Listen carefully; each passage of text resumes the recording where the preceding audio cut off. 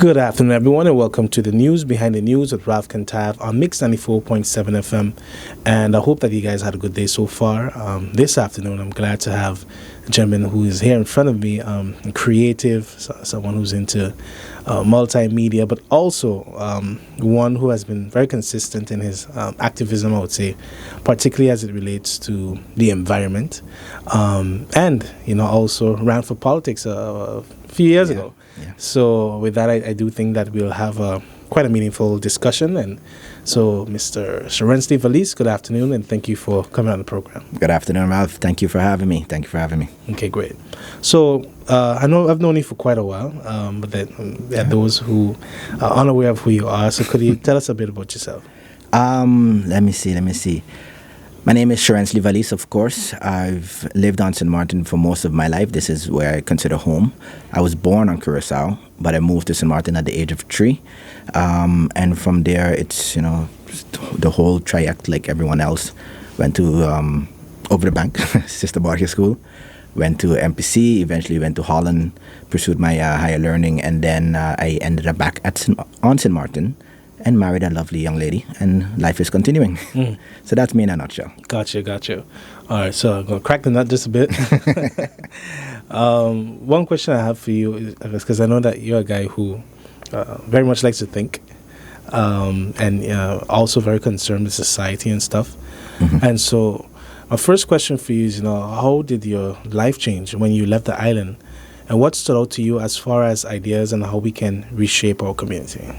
Well, to be honest, I've been traveling most of my life. So I've been in an airplane since I was about the age of 4 or 5.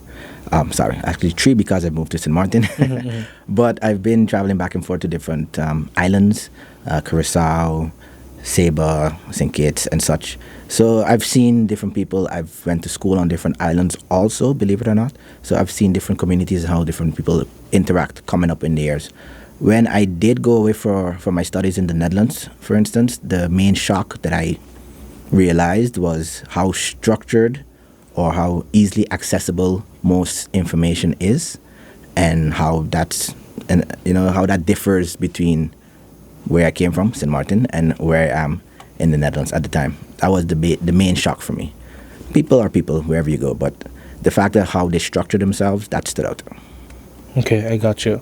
So even when you said about one of the things that you go, because different people have had shared their experience and what stood out to them. You're the first person I hear, who at least the main thing was access to information, I would say. Yeah. Do you think it's by how to say on purpose or by chance that knowledge is, in a sense, certain things are hard to find on St. Martin? And I ask that because sometimes I think we make it seem like the island is so backwards, but we've had quite a bit of we've had several generations who are educated. It's not to say that you have people who just from the time slavery. It's not like slavery ended in 1970. And then you have the first generation who, we've had a progression of educated St. Martiners who run our government administration and so forth. But, certain things we don't have. And I think maybe we sometimes use, St. Martin backward as an excuse. Yeah. But there is an issue, particularly with information. And so what's your take on that? We do have a information deficit, so to speak. And whether or not it's by choice, my perspective on it is this. Basically, we have developed over the years certain habits because, of course, we started off as a colony, and we adopted certain norms and values from them. And as the years progressed, or following generations, they fell into that rather easily. Now, Holland being our higher supervisor, so to speak, they have all that information. They have all information that we could possibly need because, again, they are a major European player. Yeah. One of the biggest countries or one of the most advanced countries in the world, actually. So why us as a little Dutch Caribbean island, why don't we have that information? So from that perspective, I would say, a lot of it is somewhat intentional, but that's how businesses and governments and all these people, they monetize information for their own personal improvement. But when it comes to the other party, the other person, it's more of a if you want it, what are you gonna do for it? So it's a bartering system. It Yeah. creates a bartering system automatically. So that's what I think happened there. But as it relates to ourselves, our own educated people, like I said, over the years, they just fell into that habit. And the habit became so commonplace, it's almost considered culture right now. So it's a mindset that we do have to break, because we live in a global economy. So we can access information from almost anywhere in the world. So why not have the information that is relevant to our prosperity and use it? Yeah. But I'll give you an example. When I was in Holland after Irma, just briefly, I was trying to get updated on what's going on the political field and such. And, you know, the nice politicians, they came to Holland and they had a little conference or an open house at the Samaten House at the time. It's where the Minister of Plenipotentiary. Yeah. where they stay in Den Haag. So I visited and I asked one of the more seasoned politicians, so give me your insight. Why every time that we switch governments, the projects that were placed or that were supposed to start, they seemingly disappear? And for no reason, the following minister either doesn't know anything about it or doesn't follow up on it. And this politician, I'm not going to mention the name, but they've been in the arena for quite a while. And they told me, quite honestly, look, the people, they come in, they have their ideas, they have, what they want to do, but they also want to gain the glory from it. So when they leave, they hold it close to their heart and they leave with it. Yeah. They don't really share. And that's somewhat of a shame, because we have all this wealth of information. Like you said, we have all these knowledgeable players who have gained insights from various locations over the world over the years, but we don't utilize them, especially in a case like how we are today, especially with our elders. We have a lot of our elders that are gems of information, but they're dying, and we're not recording or we're not archiving this information for our next generations. Well, at least not enough of us are, so to speak. Yeah. I know there are a lot of people that champion this kind of cause. You, for instance, I know you've done a lot of research, historical, cultural research and stuff, and I commend you guys for that. But we're not doing enough to save ourselves. Yeah. And I think that's necessary. Yeah, for sure. Because it's like, you're setting up the next generation for success. Correct. And that's what we need to do. Yeah, it prevents you from falling in the same traps, making the same mistakes, and that is why you're not seeing that support necessarily. And you also give the opportunity for advancement of that idea. Because you might have only one perspective, and then someone who comes in and adds an extra layer to that, and someone else adds an extra layer to that, and then you create a whole robust wealth of information that you can use to just boost yourself, boost your entire community, your entire economy, so to speak. Yeah. And it's a shame that we're not utilizing that simple tactic. Yeah. You mentioned colonialism, and I would definitely touch on that. But one thing that comes to mind too is that sort of tribalism that we have too, because from a few politicians or ex-ministers and stuff, one of the things I do understand what with what you said in terms of some persons not continuing what is already there, is that because of tribalism, persons who tie their whole identity, their everything to a political party or a political leader. For those, I'm not generalizing, but some who are in certain positions, again, with that information being so necessary for progress, they would hold it actually. Yep. Or when or it would end up missing, it would be destroyed. I've seen it happen. The country suffers in that regard. And the thing is, I think what makes it sad is that sometimes you don't even know what that information is. so it goes seamless. Yeah, and it just disappears. And the thing is, it starts from young. It really does start from young, and that's why education or revamping our way of teaching each other is so vital. I remember from in high school, for instance. In high school, you have your little groups here and there and there and there. And each of these groups know what's going on, or who's the who when it comes to like creative arts, or when it comes to whichever activity. But they don't share it, and then you realize that there's so much going on in the school, but yet it's so fragmented. You can't keep up. You can't keep track of, okay, this is happening over there, or that ball game is happening, or this presentation, or that exhibition, so to speak. And they just carry it along throughout their lives, and I guess people have a need for recognition, and if they don't get that recognition, they don't feel the need to share. They don't feel the need to share it and get value from it. Yeah, and I guess that's where, with particularly in our education system, we need to teach our kids. Well, First of all, at home. At home. Yes, correct. I mean, At home. not even with school. First at home, teach children, what it is to be your own person. To not have to depend on cheers of others. That validation from the outside, because you grow with this awareness of who you are, knowing that no matter which room you step in, which crowd you're part of, you're not.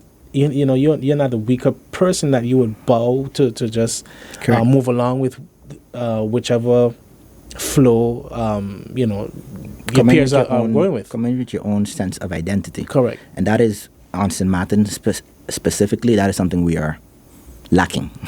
We're lacking that sense of identity. I don't know if we lost it over the years, or we got too globalized and it kind of diminished. But the biggest question over the last 10 years was a St. Martin. You remember that? You remember that phase? Yeah.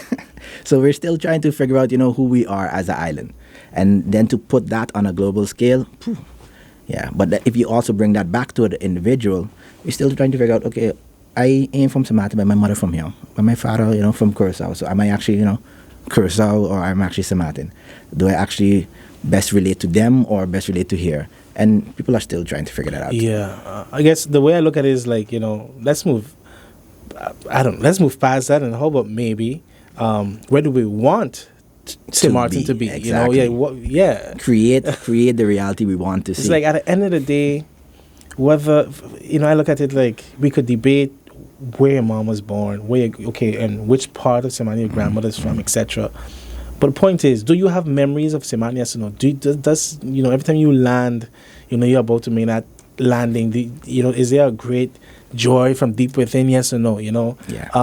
Do you appreciate, do you want to see this island succeed, its people succeed, and from that let us then just work towards what the motto on the flag, always progressing.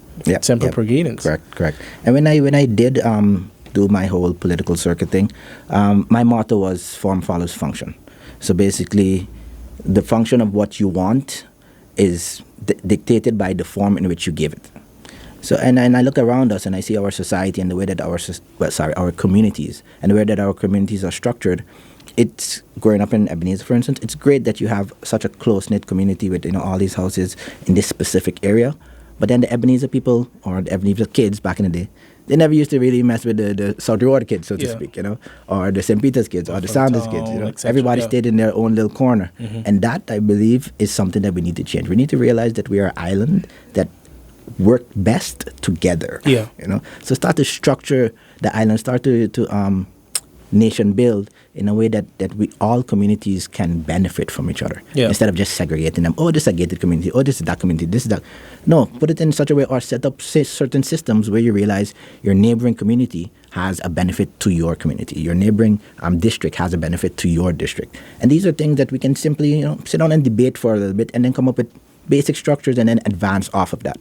We don't have to come with the actual answer right now, but we have to start building the ideal that we want to see in the future. We have to start building what we want to leave for our kids. And that I think is lacking. I'm glad you shared that, because I think what helps with that is really, as you perfectly said, is helping our children to see, the island as theirs, and as a whole. Yeah. Because, I think by doing so, then you recognize that, you can go further. And in this world that may seem so daunting, because you, again, going back to that that esteem, that self, esteem. That sense of self, you're not restricted towards that so-called island mentality where you just settle and you relish in that comfort. Yeah. But you can go forth and excel. Gotta come out of your comfort zone. A blessing that I had growing up. I grew up in Ebenezer, so pretty much I grew up in pre-Louis Ebenezer. Okay. Yeah, so that was a nice experience. All the houses were like the same, and everybody pretty much felt the same. So, the community was very close-knit.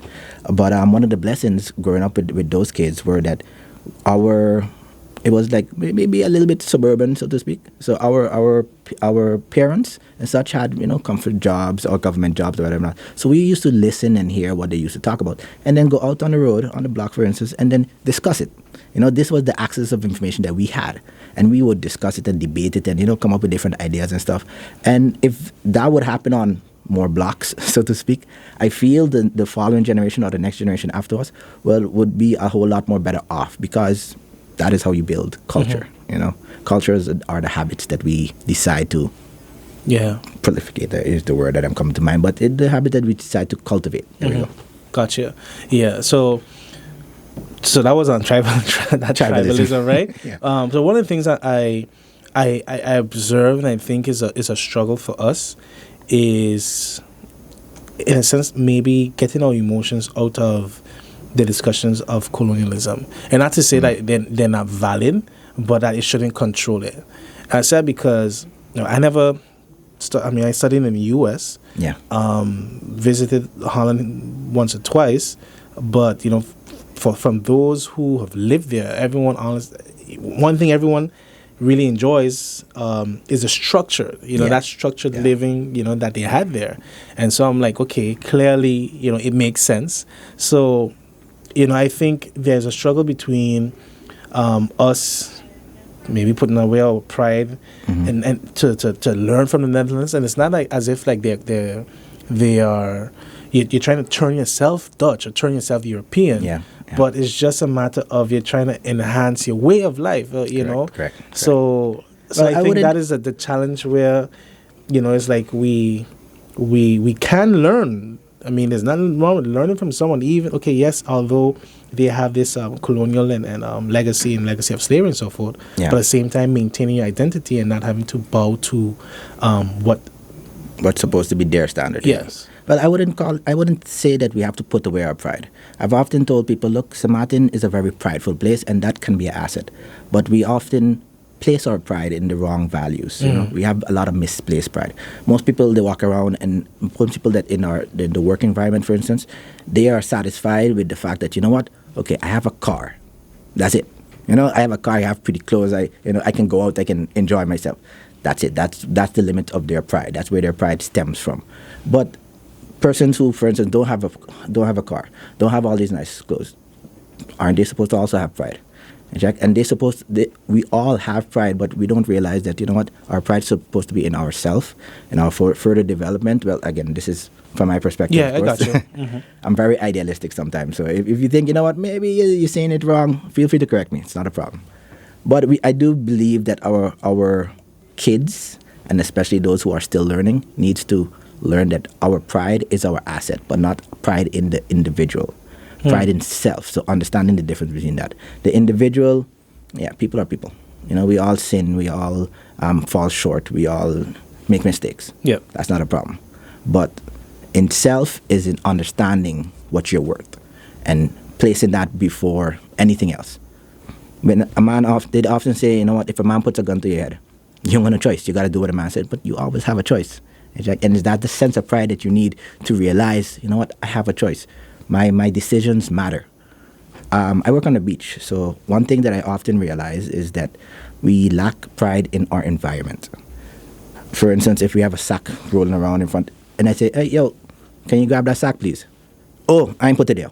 That is the number one answer you get from almost everybody, big and small. Oh, take mine, I ain't put it there.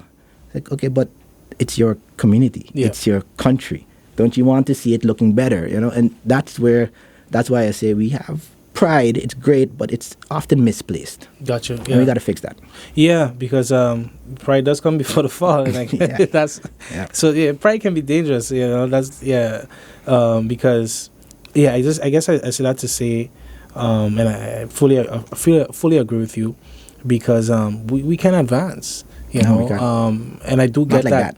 Sorry? I said we can't advance like that. Yes, not like that, because from the way I look at it, it's like the reality is we do live in a colonial setting on both sides of the island. But I don't know, maybe I kind of look at Nelson Mandela's approach, in a sense of how with him, it was when he started off, he was total rebel, and I mean rebel to the point of the bombs and literally warfare. That's how you create change. Right? Yeah, I mean, it has its place. Yeah. But also, as he evolved, unfortunately, having spent most of his life in prison, Jail. though, but also learning the system and sort of adapting to it, but in a sense to kind of dismantle it, if you get what I'm saying. I see what you're saying. And coming back to what you said earlier about, removing the emotion from the whole decolonization process, so to speak, or the decolonization idea, it's a matter of, from my perspective again, it's a matter of just being a little bit more abstract about it. Because colonization, decolonization, it's all a system. So look at it from a systems perspective. Is Samata in that system? Yes. Does Samata need a better system? Yes. Can we make that system? Yes. Because why not? We have a world rich of information. We have our motherland, so to speak, who is one of the leading countries in the world. Why not learn from them, adapt it here, and then make our own? It's what's the saying? Imitation, adaptation, innovation. We start by copying them. We start by, understanding and tweaking. And then we continue on by creating our own based on the fundamentals that we learn. Yeah. It's a simple formula.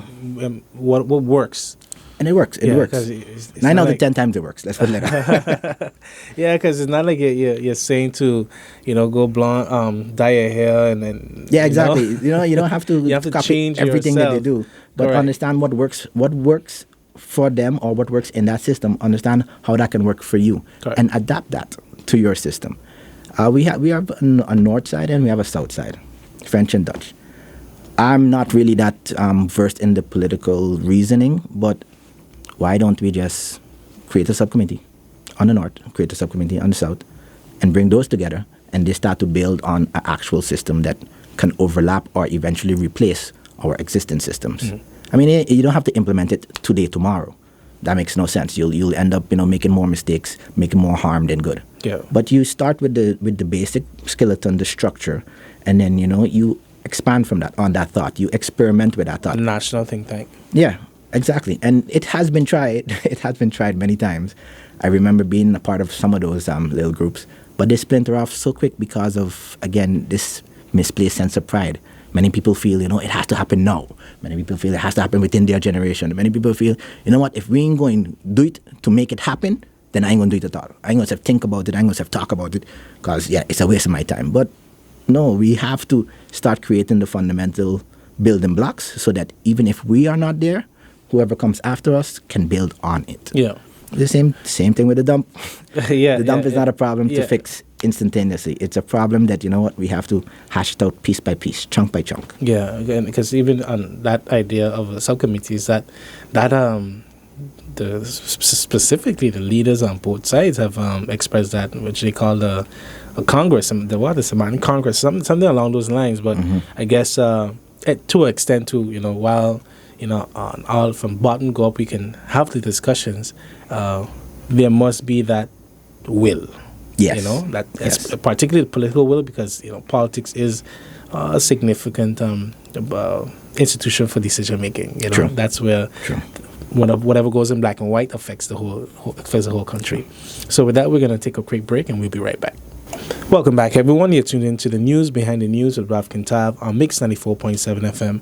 And this afternoon, I'm joined with Sjorensly Valies. So even as we talk about politics, again, I know you ran for elections. I think it was 2020. It was your first time.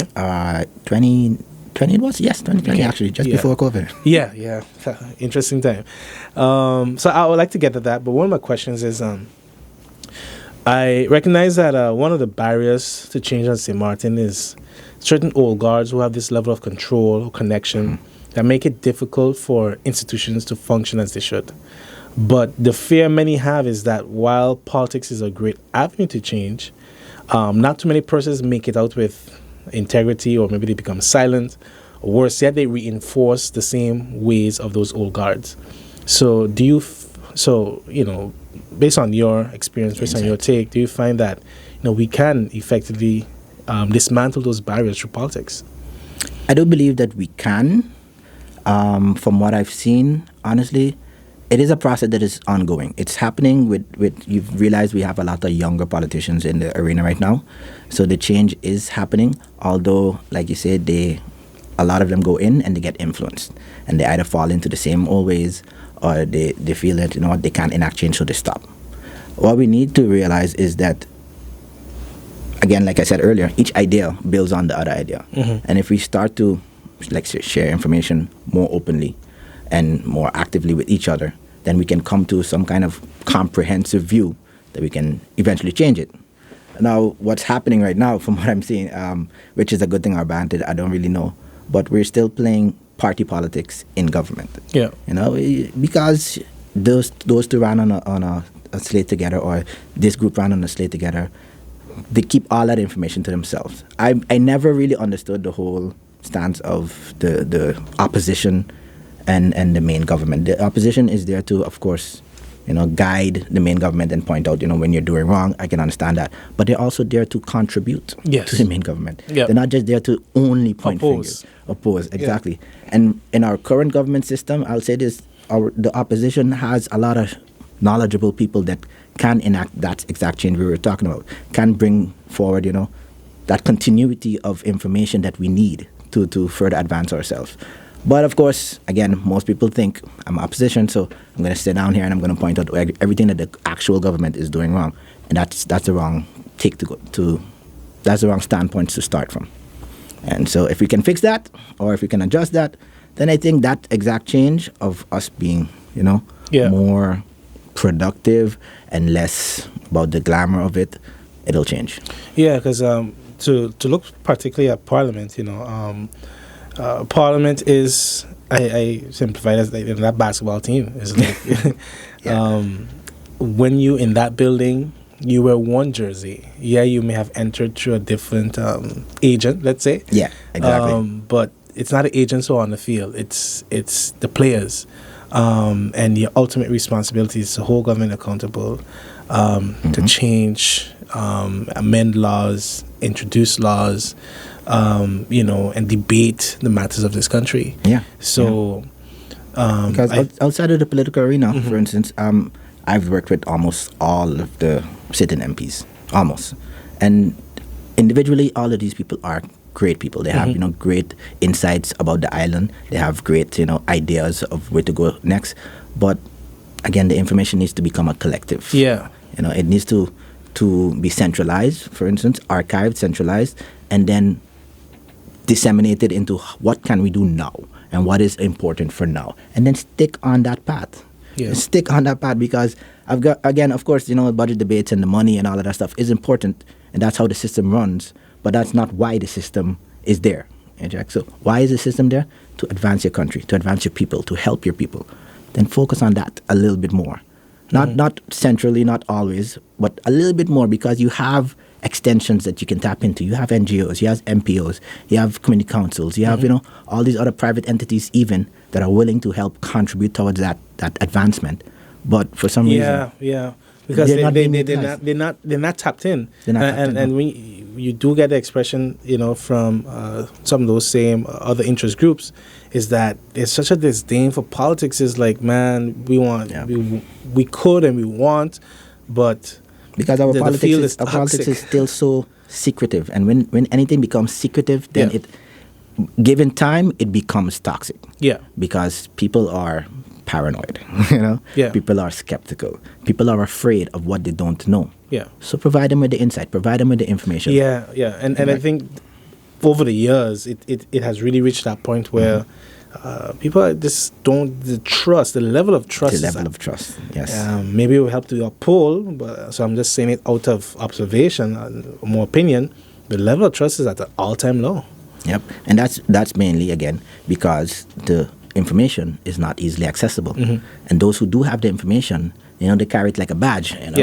Look, I know this, I know that. Even access to trying, they can say that as media, trying to get certain information is, is unless it's leaked or exactly. Sadly, unfortunately, sometimes unless Holland, makes it public in some report, it's like, just hey, we are here on this island. Yeah, dude. The shutdown, the lockdown that we had for Corona.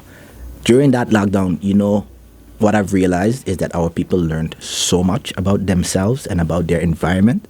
It was ridiculous. I was like, but why weren't we learning this all before? And now that we see, what's important to us, now that we're locked out from the rest of the world, why don't we build on that? Correct. And start with that and just start to implement it with our younger kids in our education system and such. We had so many new bakers. All of a sudden, everybody learned to bake. Yeah. Everybody learned to plant. Everybody learned to feed themselves. Yeah. Let's keep learning those things. Yeah. Let's make it more prominent in our society. Because the circumstances that led to it, it can repeat. Exactly. And it could be worse too. Exactly. Yeah. And again, misfortune, pain, all of these things, unfortunately, are the catalysts that lead to advancement. But it doesn't have to be the only catalyst. Yes, correct. Jack, we can still advance without having to feel pain, without having to suffer. Because the danger is that you grow to love it. Yeah. And that is again, that it probably becomes definition so of toxic. toxic that it becomes culture. Yeah, correct. We're on a hurricane belt. We live on a hurricane belt. We're so used to it that we decide, or from again my perspective, we decide, okay, the first 6 months of the year we're going work hard, and then hurricane season, okay, let me wait. Let me just wait. No, let me keep working hard. Let me keep securing ourselves so that when the hurricane does come, we don't have to worry. We are not building, for instance, we're not building in a manner that makes us a resilient, hurricane-proof society. We're not.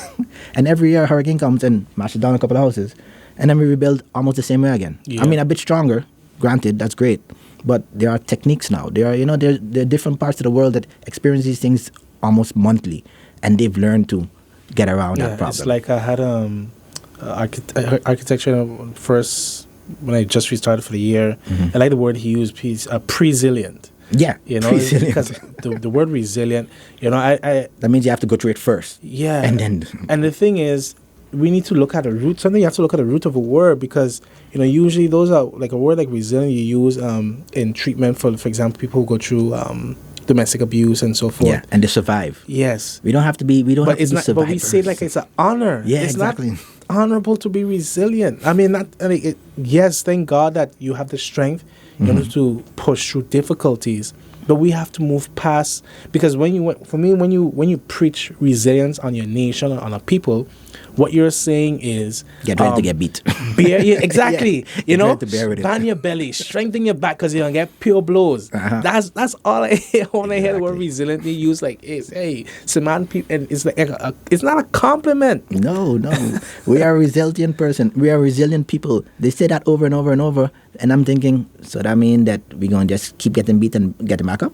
Is that what it means? Yeah. Because that's how we use it. That's how we live it, basically. Correct. So that has to change also, from my perspective. Indeed.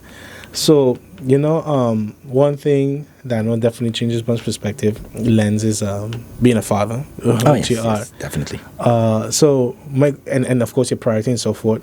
So from your view, how do you view our present path of national development as far as our education system is concerned? Like, looking at your daughter going to school and so forth, you find right now we are working towards preparing her generation for the world that is and will be.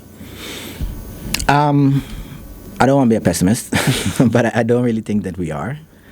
From what I've seen, I commend all the teachers and all the caregivers that light up. Sorry, can't think of the English word, but that educate our kids to a certain point. And I believe they're doing a really great job, because managing kids nowadays is not an easy thing. Kids are so knowledgeable nowadays, and they have, because of the internet, they do have access to more information, for instance, than we had growing up. Yep. So their personalities evolve a lot quicker. But we really need to start to tap into that and teach them from younger. Teach them more prominent tactics, survival tactics, development tactics, educational tactics. My daughter surprised me. She picks up my game system, Xbox. I'm a gamer also, so she picks up my game system, and she goes and looks at the letters. Okay, Dada, how do I spell this word? Okay, and I spell it out for her, and she goes by the letters, and she clicks, and she finds her YouTube Disney cartoon, her YouTube, Mickey Mouse cartoon or whatever it is. And that surprised me. I was like, I don't think I could have done that at the age of 5. Yeah. I didn't know those type You of things were at the just age playing of with 5. sticks, right? Yeah, you understand. I was outside playing with marbles or playing with sticks, which in itself is also a good way, you know, a good thing. But nowadays, kids are just picking up almost anything and everything. They're singing pop culture songs like they know it like nursery rhymes, you know, these kind of ways. And we have to build on that because our kids, they retain so much. Even like, for instance, I know I speak about 4 or 5 languages. The fifth one, not so much, but, you know, just, you know, maybe stick with 4 for now then. I speak about 4 languages. And my daughter is picking up languages better than my wife, for instance, who speaks 1 language. I'm like, wow, how are you? But we're not sending you to a multilingual school. What? How are you getting all of this from?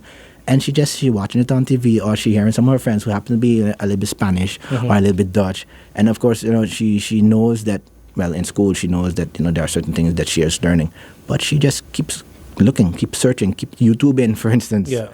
And as we call it, YouTube University. Yeah, and they learn from that. And we have to learn to adapt those type of techniques to help advance our kids. Yeah. I used to at a certain point, I used to also preach about gamification, making education a little bit more spontaneous and fun for kids.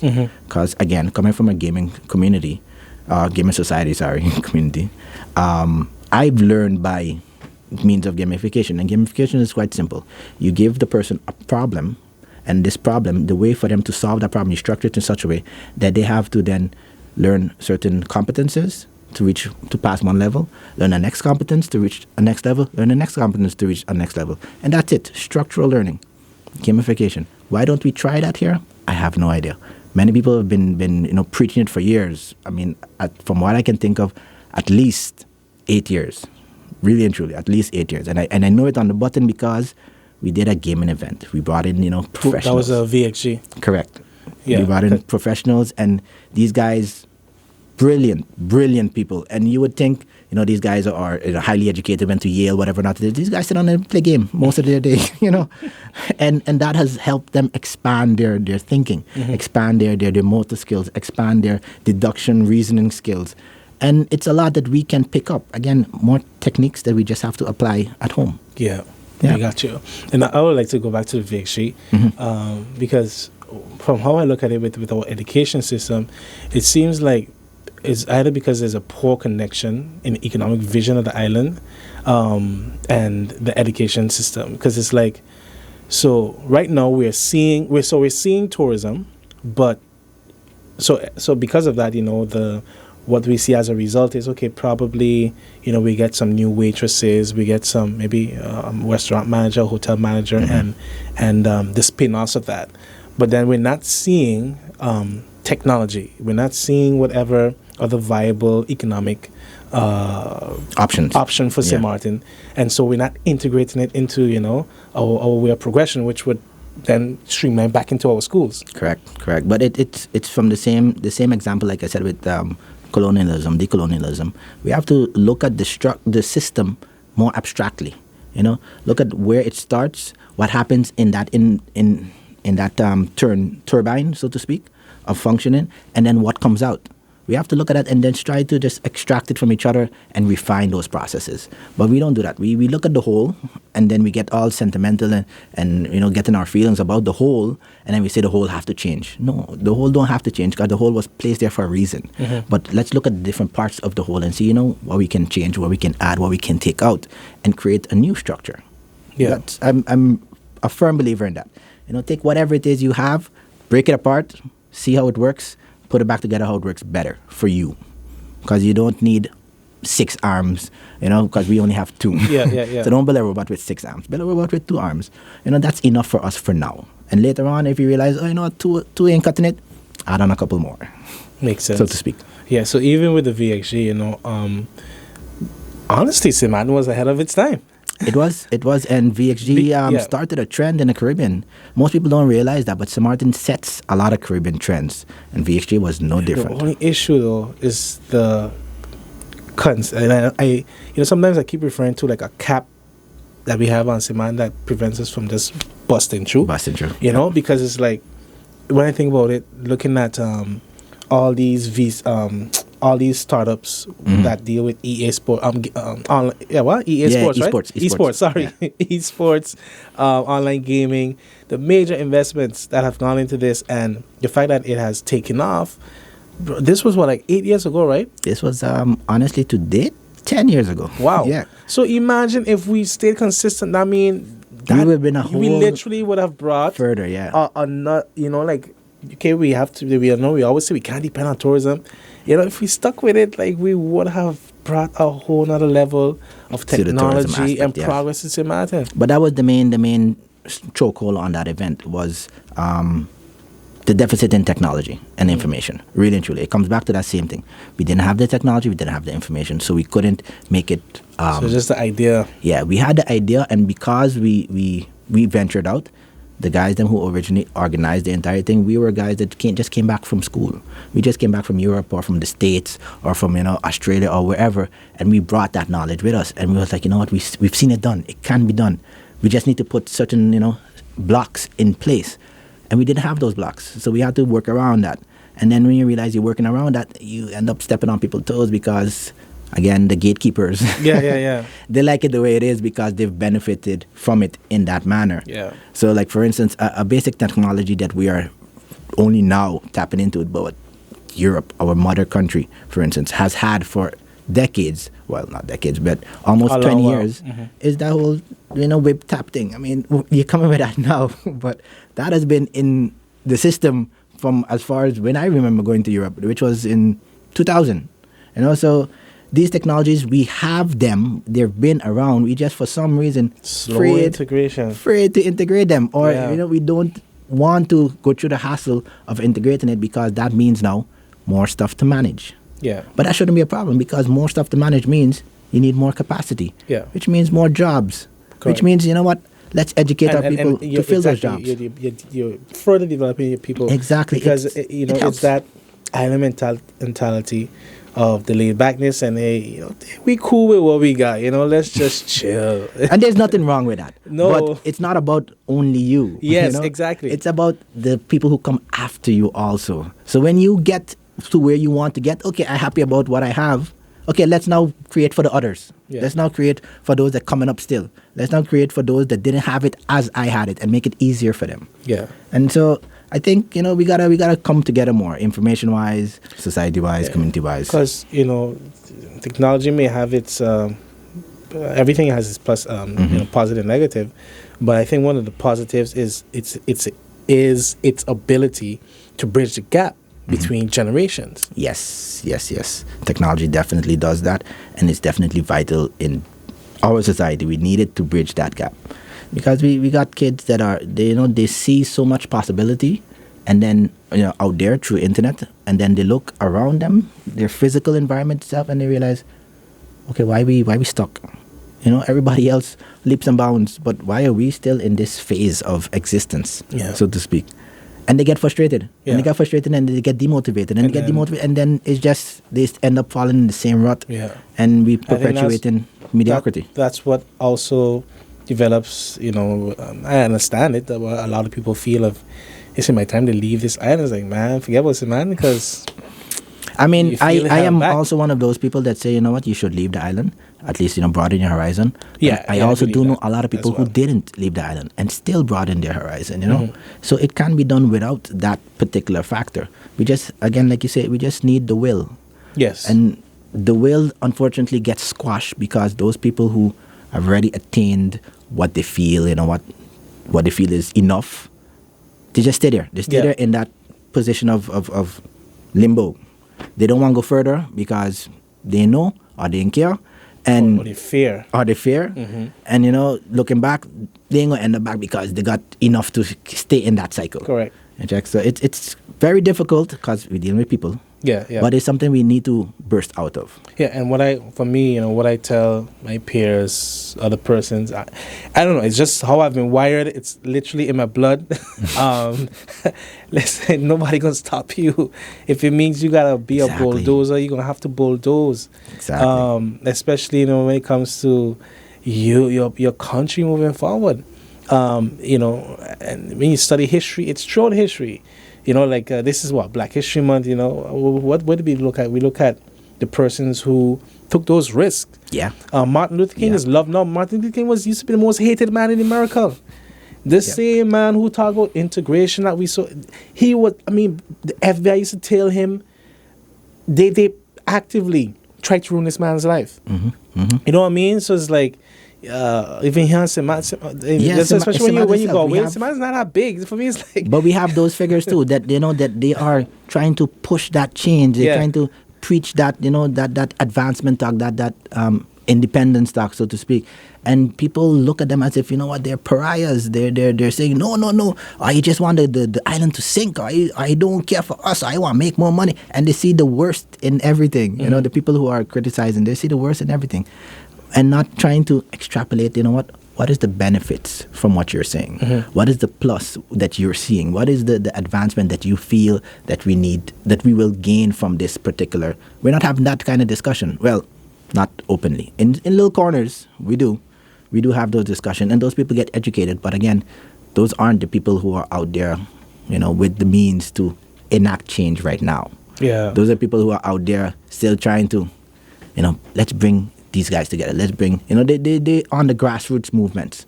But in the big house, in the government, for instance, it's a different dynamic. So yeah, I hear you. But like I said, my take is keep on trucking and be consistent. It's challenging, but historically there's been this culture of fear and vindictiveness. That has. Yeah. But at this day and age, man. But it happens. It happens because we are very. In spite of it all, we are still a very close-knit community. Correct. So what happens over there affects me, very, very quickly.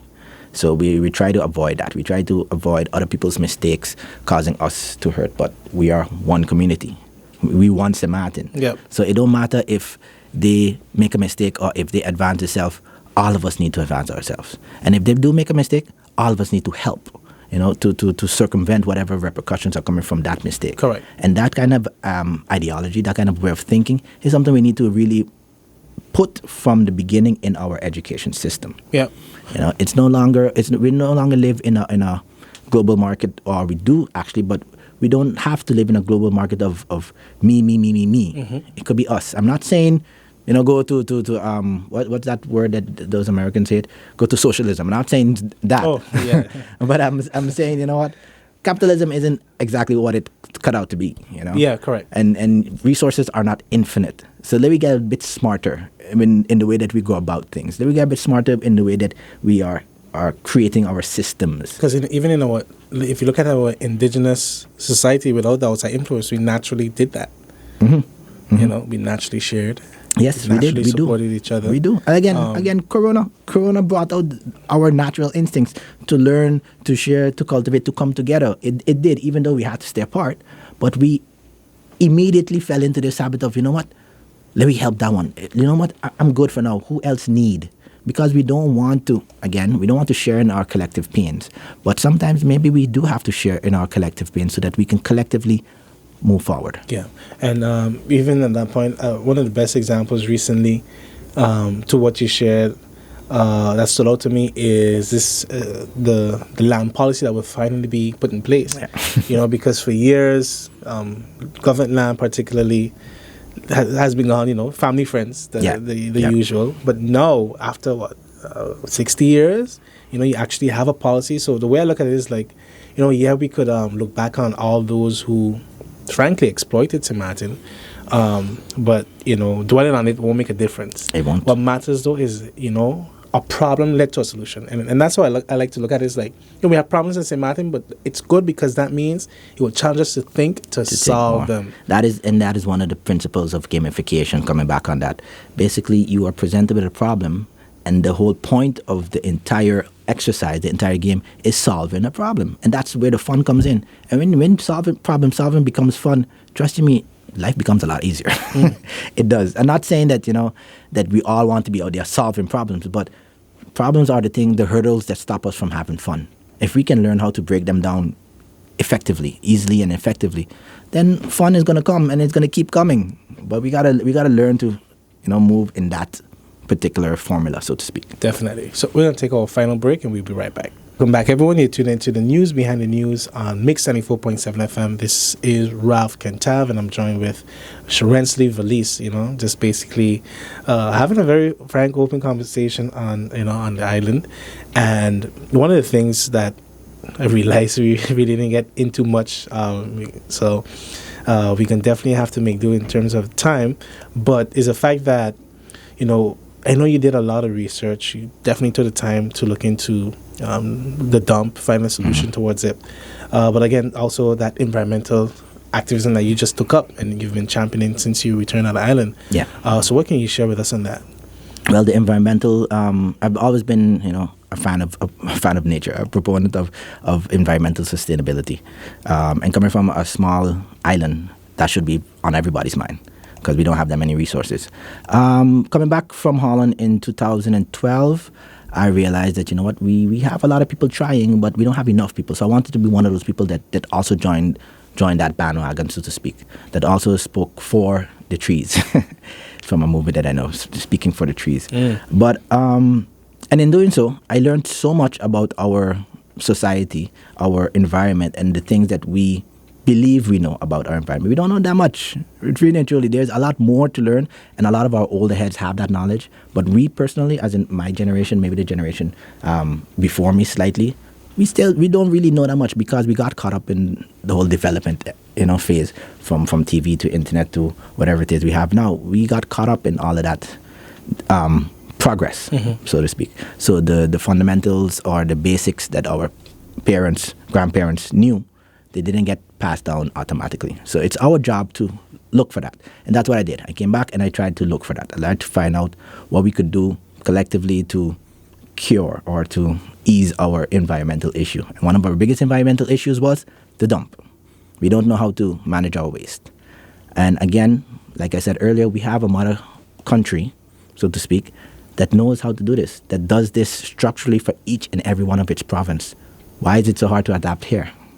So I looked into it, and it became political really quick.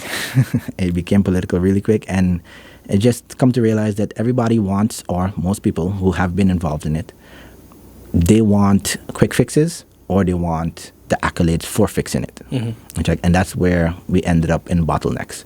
If I did some research, like you said, I went and I looked up a bunch of articles, newspaper clippings, everything that was ever said in the political arena about the dump.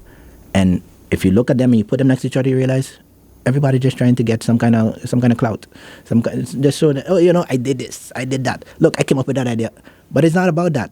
If you came up with the idea, then spread the idea out on the table. Let's all take a look at it. Let's all see, what can we do? Why it is we got six, 7 different people that came and bid for the same project, while we know that the first person most probably could have get it done, or the last person most probably could have get it done. Might not have been the best, and of course money is a factor, but just look at what has been done. Try to extrapolate from the resources that you do have, and then apply it there.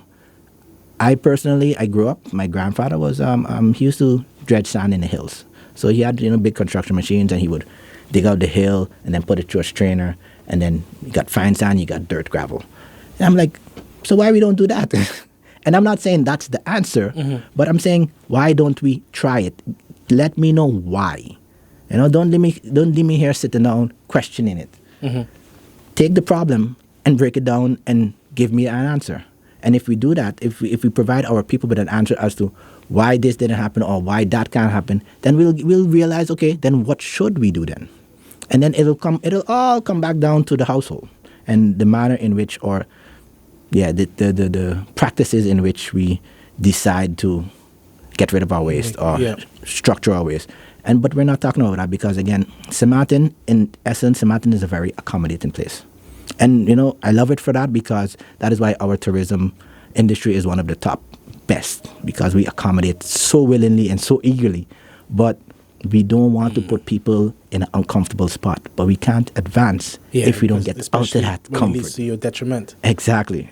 So with the dump, it's the same thing. We know the solutions, or we can find the solutions. It's just the solutions are uncomfortable. Yeah. And it requires the entire nation being uncomfortable for a bit in order for us to reach those solutions. For sure.